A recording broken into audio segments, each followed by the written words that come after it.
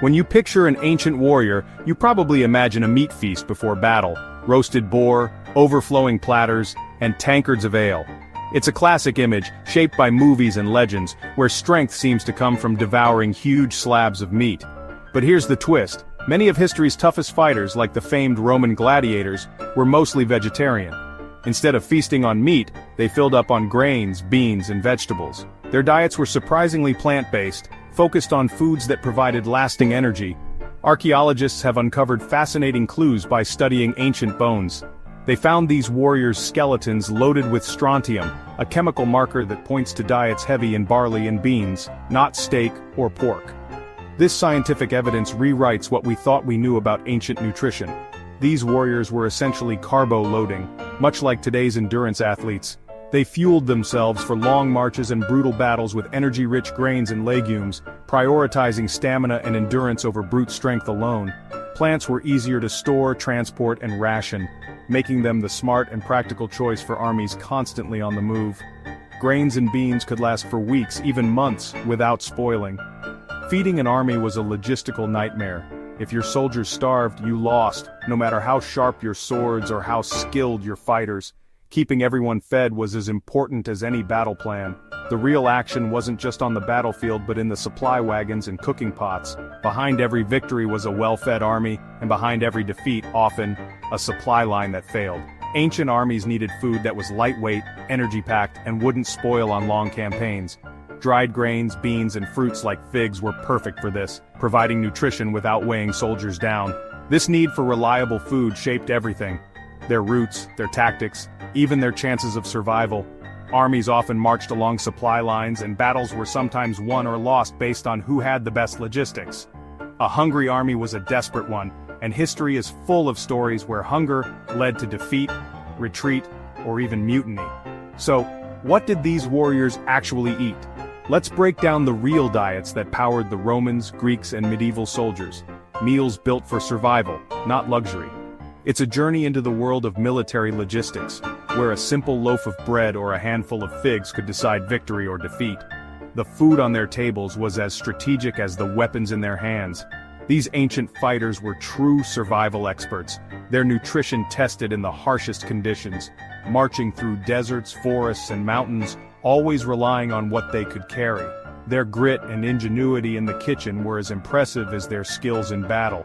So next time you think of ancient warriors, remember, their real secret weapon might have been what was in their bowls. Let's dig in.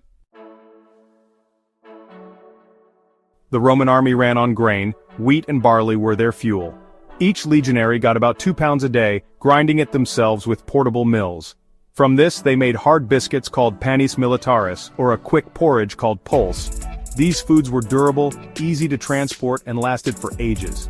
To spice things up, soldiers added salt, olive oil, or foraged herbs. Cheese, especially hard and salty varieties, was another staple, packed with protein and fat. Beans and lentils filled in the gaps, especially when meat was scarce. Protein was key for muscle repair and strength. For drinks, forget energy drinks. The Romans had pasca, a mix of water and sour wine or vinegar. It killed bacteria and quenched thirst better than plain water. Every soldier carried a flask of it. The Roman diet was practical, portable, and designed for survival. Their food choices kept the empire's engine running. That's ancient field nutrition at its finest. Roman legionaries were famous for their endurance, often marching up to 20 miles a day in full armor, under the blazing sun or pouring rain, across rough terrain and unfamiliar lands. After these grueling marches, they didn't just collapse. They built fortified camps from scratch every single night, digging ditches, raising palisades, and setting up tents with military precision. That kind of relentless grind demanded serious calories and constant energy. Without proper food, even the toughest soldier would falter. Roman commanders understood that a well-fed soldier was an effective one, so logistics and supply planning were absolutely everything, sometimes even more important than tactics. Massive wagon trains followed the legions everywhere, loaded with grain, wine, olive oil, and other vital supplies, guarded as fiercely as any battlefield treasure. If the enemy managed to capture your supply train, disaster struck. Your army could be stranded, starving, and forced to retreat or surrender. Secure supply lines meant soldiers could count on decent meals, basic rations like hardtack, grain, and sometimes cheese or dried meat. But the Roman diet didn't stop there. Soldiers could buy or forage for fresh vegetables, fruit, and occasionally meat. Camp followers, civilians who traveled with the army, sold treats, mended clothes, and provided extra comforts. This created a bustling, mobile economy that kept morale high and the army running smoothly, even far from home. But when supplies ran low, Roman soldiers had to adapt quickly, hunting wild animals, gathering edible plants, and making do with whatever they could find in the countryside. In desperate times, they even resorted to eating their own pack animals, showing just how far they'd go to survive. Survival required not just strength, but resourcefulness, discipline, and constant training in both combat and practical skills. The legendary legions endured because they could adapt to any hardship, not just because they could fight bravely. In the end, logistics and food were as crucial to victory as swords, shields, and strategy. The Roman army's real strength? They never marched on an empty stomach. Every meal was fuel for conquest. That's how the Romans built an empire and conquered the world, one well-fed step at a time. In ancient Greece, battlefield nutrition was a local affair. Citizen soldiers brought their own food. Their go-to snack? Honey cakes, barley flour and honey, perfect for quick energy. Dried figs and raisins were packed with calories and easy to carry. Olives and olive oil were essentials, providing healthy fats and flavor. Olive oil was a multi-purpose tool for food, cooking, and even cleaning. Greek soldiers mixed it with bread or porridge for extra calories. Meat was rare, usually saved for sacrifices or victory feasts. On campaign, the average hoplite ate barley bread, olives, figs, and maybe some cheese. It was a simple, efficient, mostly vegetarian diet, enough to fuel short, intense campaigns. The Greeks made the most of their land's resources. Their food was about efficiency, not luxury. That's how they kept fighting. The Spartans took battlefield food to the extreme. Luxury was weakness. Their meals were all about discipline and toughness. The infamous black broth, boiled pig's legs, blood, salt, and vinegar, was their staple. It was so bad outsiders joked Spartans fought hard just to avoid eating it. Spartan soldiers ate together in communal messes, reinforcing unity and state loyalty. Each man contributed barley, wine, cheese, and figs, but the main course was always black broth. This diet was high in protein and iron, perfect for their brutal training. It wasn't about pleasure, it was about performance and mental grit. Surviving on black broth made campaign hardships seem easy. Spartan food was a weapon in itself. Fast forward to medieval times, feeding armies got even trickier. With thousands of men on the move, logistics became a daily challenge, and keeping everyone fed was a matter of survival as much as strategy. The staple? Pottage, a thick, hearty stew made from oats, barley, or rye, simmered with whatever vegetables, beans, or salted meat could be found. It was a dish that changed with the seasons and the fortunes of war, endlessly adaptable to whatever ingredients were at hand. One pot, endless combinations, perfect for armies on the move. Pottage could be cooked in large batches over open fires, making it ideal for feeding hungry soldiers quickly and efficiently. Meat was heavily salted or smoked to last for months. Bread was hardtack, baked rock hard for shelf life. These foods could withstand long journeys and rough conditions, ensuring that supplies didn't spoil before they could be eaten. Soldiers soaked hardtack in stew or ale to make it edible. Without soaking, the bread was nearly impossible to chew, but with a little liquid it became a filling, if not exactly delicious meal. Knights might have better food, fresh meat, wine, softer bread, and even sweet treats at times. But most soldiers ate what the quartermaster provided, relying on the basics to keep them going.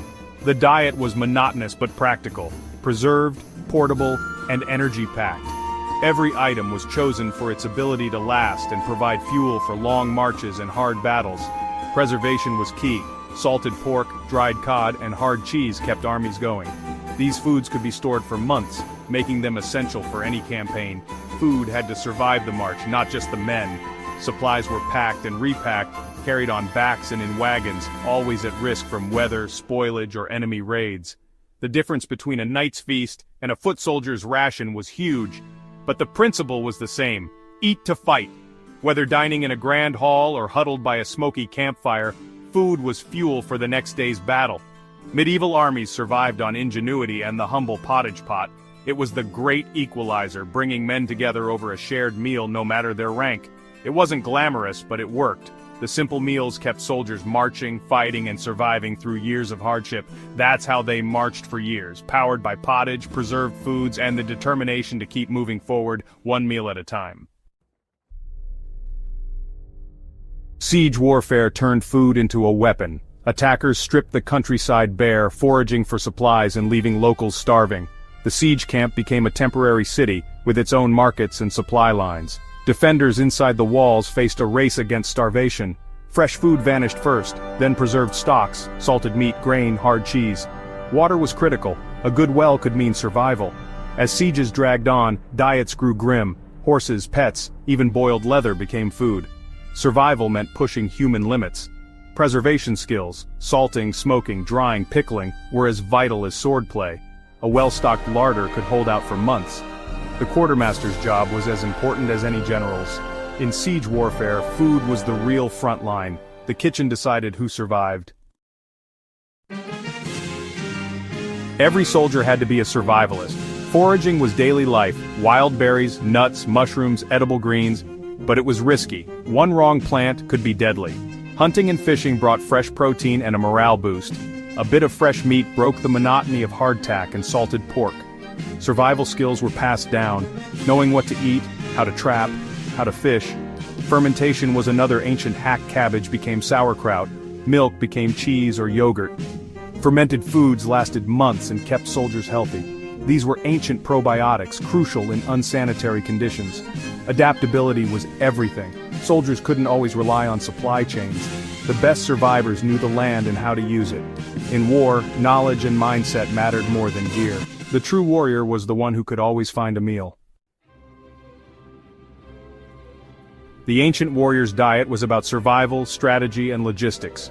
Roman grain, Spartan black broth, medieval pottage, each tells a story of culture and endurance. Armies have always marched on their stomachs.